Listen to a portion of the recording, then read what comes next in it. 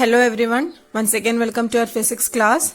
In the previous sessions we had completed our chapter semiconductor electronics. Today we are going to discuss a new chapter, nuclei, and you are already familiar with the word nuclei. You had already studied many concepts related to nuclei in your chemistry classes. So let's go through a quick review of all those concepts and let's go in detail with some important concepts of nuclei too. So let's get started with today's session. So in this chapter we will discuss about the nucleus, which is the core of the atom.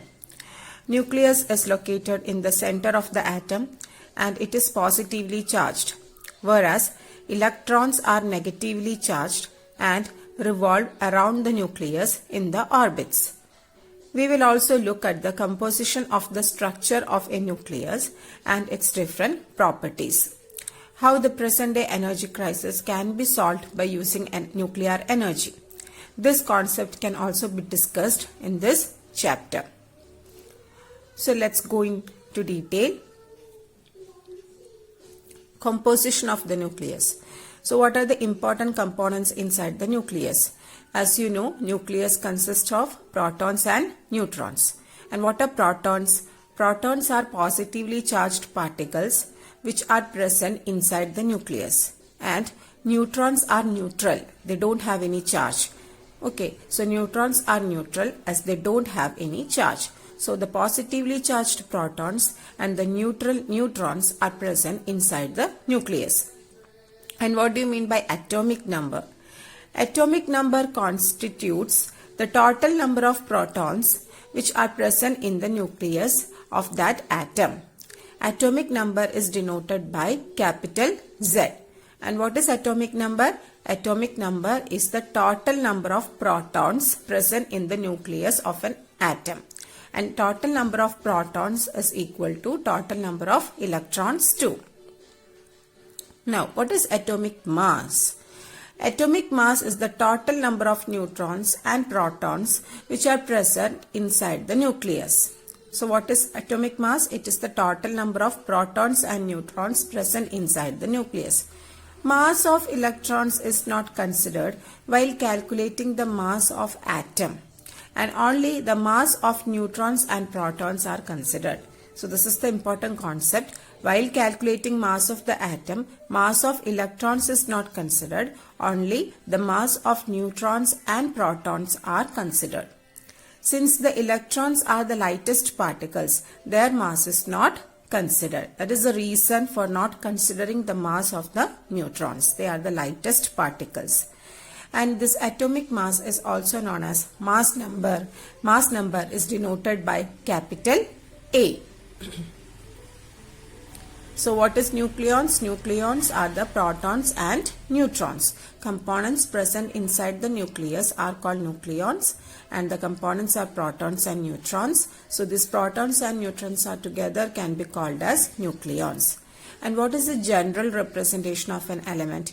Any element can be generally represented as X, Z, A, where X is the symbol of that element, Z is the atomic number, and A is the mass number. For example, hydrogen can be represented as 1H1, where H is the atomic symbol for hydrogen, 1 is the atomic number, and 1 is the mass number. Okay, now oxygen, 8O60. Oxygen atom can be represented by 8O16, where O is the symbol of oxygen, 8 is the atomic number, and 16 is the mass number. So if 16 is mass number, what does it mean? 16 is the total number of protons plus neutrons. And how many protons are present inside the oxygen atom? Number of protons will be equal to number of electrons. So here atomic number is 8. That means number of electrons will be 8. Hence number of protons also will be equal to 8. And to find out the number of neutrons, just subtract atomic number from mass number. So here whenever you subtract atomic number from mass number, you will get 16 minus 8, and 16 minus 8 is 8. So 8 neutrons. Okay, so you will have 8 protons and 8 neutrons. Now, what is atomic mass unit? Children, mass of the atom is very small as compared to the measurable masses which we see around us. So kilogram is not a convenient unit to express mass of the atom since it is very small. So we will use another convenient unit which is known as atomic mass unit, also called as AMU. It is used to measure the mass of an atom, and this atomic mass unit is also denoted by just U. Okay, and what is this atomic mass unit? Atomic mass unit is defined as 1/12th of the mass of the carbon atom. That is 1 AMU is equal to 1/12 into mass of one carbon atom, and this is mass of one carbon atom 1.992647 into 10 raised to minus 26 kilogram. That is the mass of one carbon atom. So 1 AMU is equal to 1.67 into 10 raised to minus 27 kilogram. Whenever you divide this number with 12, you will get this result 1.67 into 10 raised to minus 27 kilogram. So 1 AMU is this much kilogram. Okay.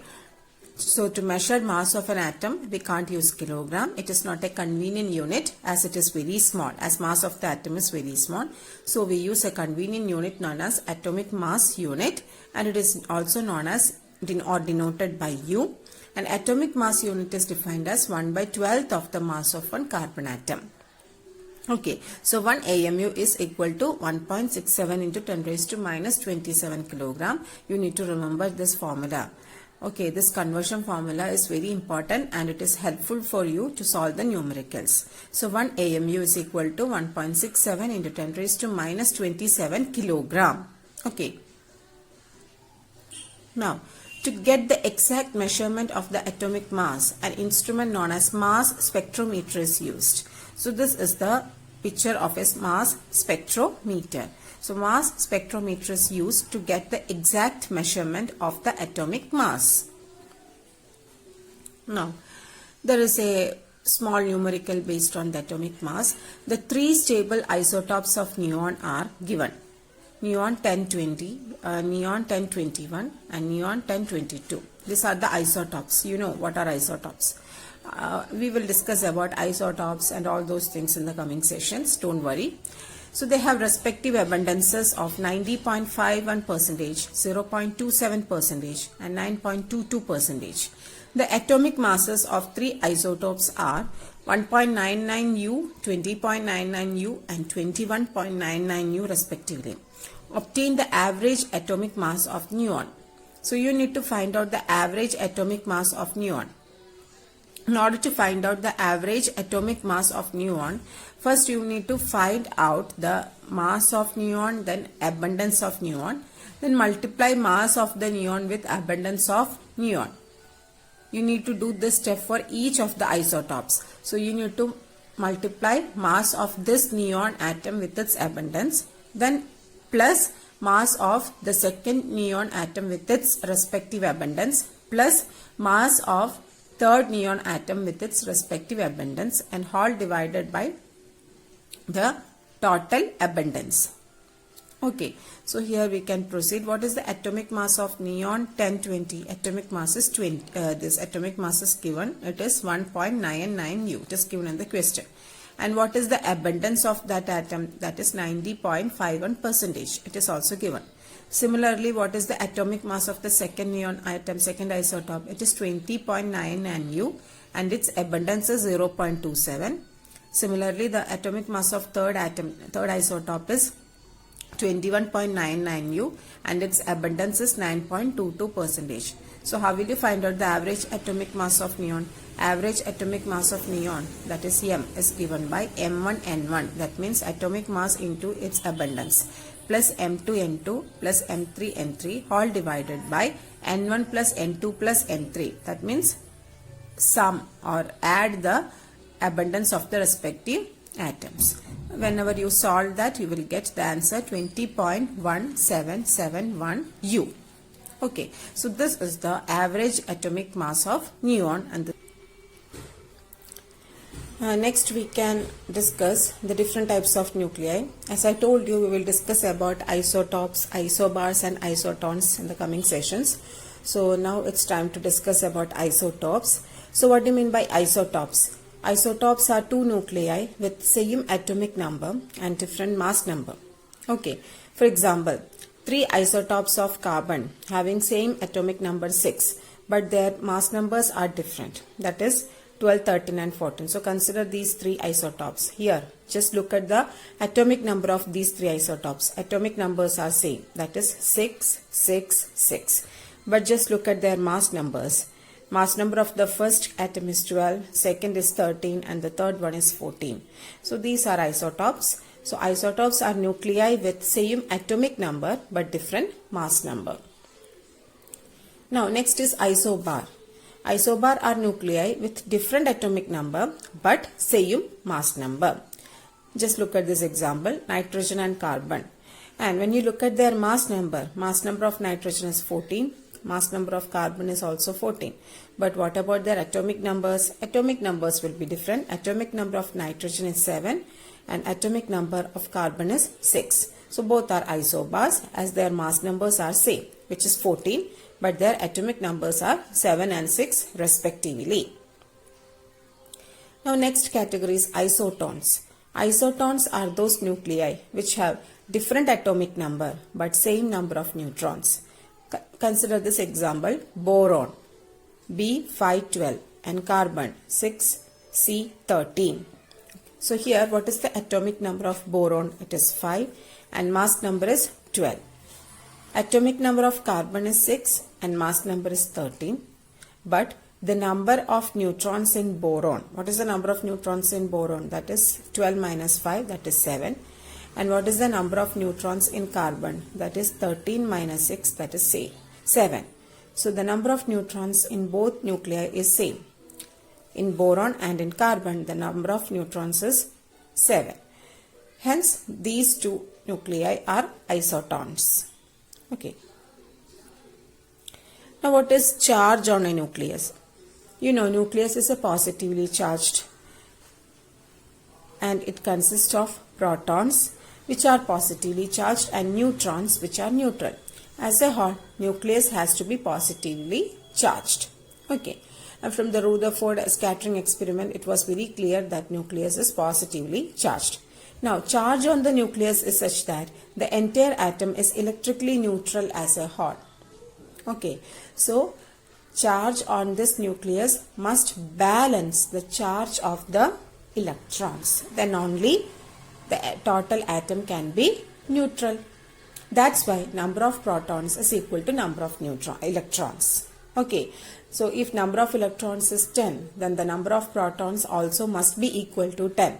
Then only the total atom can be neutral. Why? Because electrons are negatively charged. So if number of electrons is 10, then their total charge will be minus 10. And if number of protons is 10, then their total charge will be plus 10 because protons are positively charged.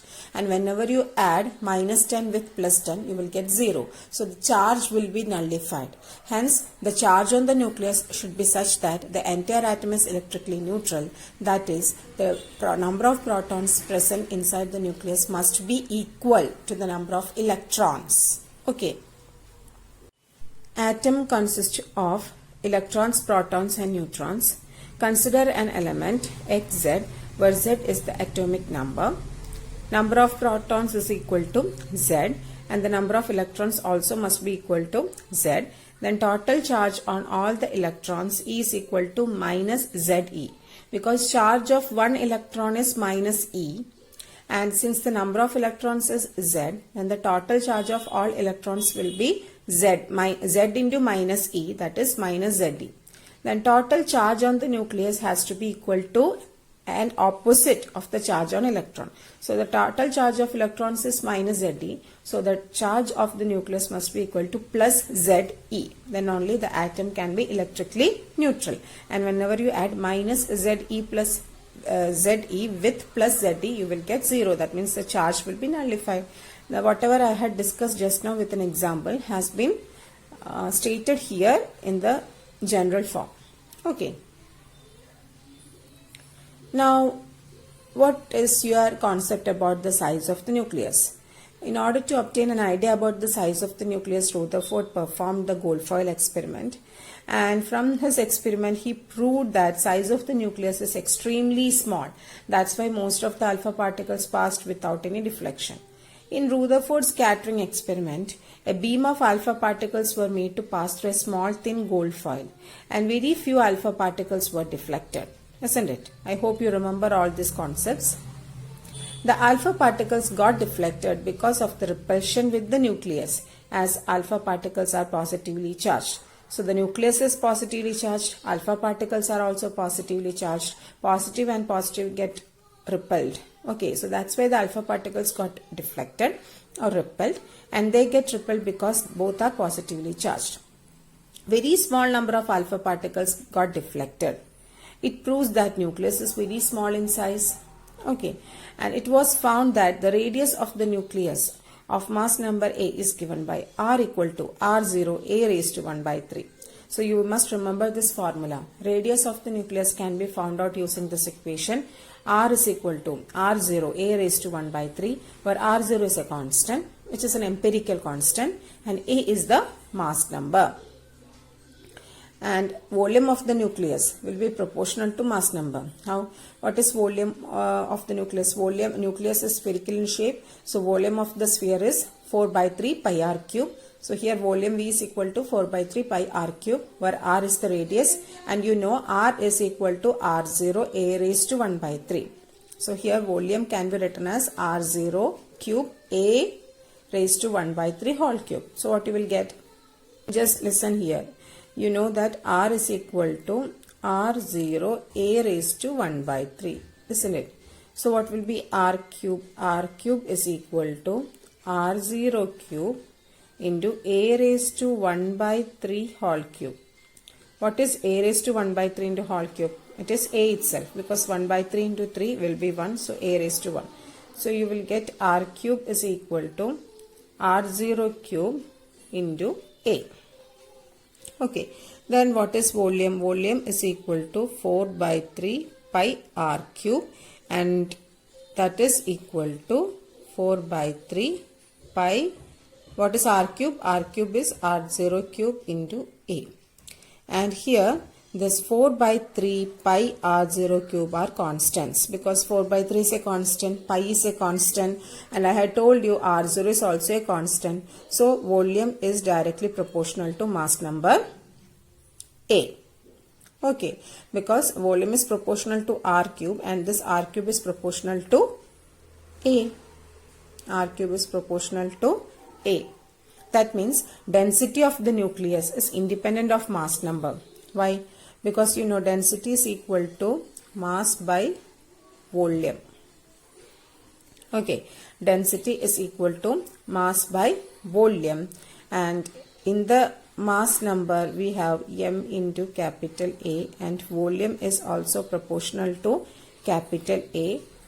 Okay, so this A and this A will cancel, hence density is independent of mass number. Okay, so this is about the size of the nucleus. So volume of the nucleus is proportional to mass number. As the volume of the nucleus is more, that means mass number is more, or we can also infer like that or conclude like this: when the mass number of the nucleus increases, its size increases, and hence the volume of the nucleus also increases. And also density of the nucleus is independent of mass number. Now, what is Einstein's mass energy equivalence? So according to Einstein, mass is also a form of energy. Mass energy can also be converted into other forms of energy. Einstein gave the famous mass energy relation as E equal to mc square. Any object which has got mass m has mass energy associated with it, and it is given as mc square. So you know all object has some amount of mass contained within it, and any object which has got mass has this mass energy associated with it, and this mass energy is given as mc square. This relation helps in understanding nuclear masses and interaction of nuclei with each other. Okay, so you must remember this formula. Einstein's mass energy relation formula is E equal to mc square, where m is the mass defect, and we will discuss more about mass defect in our coming sessions, and c is the velocity of light. So here just calculate the energy equivalent of 1 gram of substance. Energy equivalent of 1 gram of substance. Here energy is equal to mc square and mass is 1 gram, and convert this 1 gram to kilogram. So it is 10 raised to minus 3 kilogram into c square, and you know velocity of light is 3 into 10 raised to 8. So 3 into 10 raised to 8 whole square. So you will get E equal to mc square. That means 10 raised to minus 3 into 9 into 10 raised to 16. That will be equal to this much joule. Okay, so if the amount of energy associated with 1 gram of matter is 9 into 10 raised to 13 joule. So if 1 gram of matter is converted to energy, there is a release of enormous amount of energy.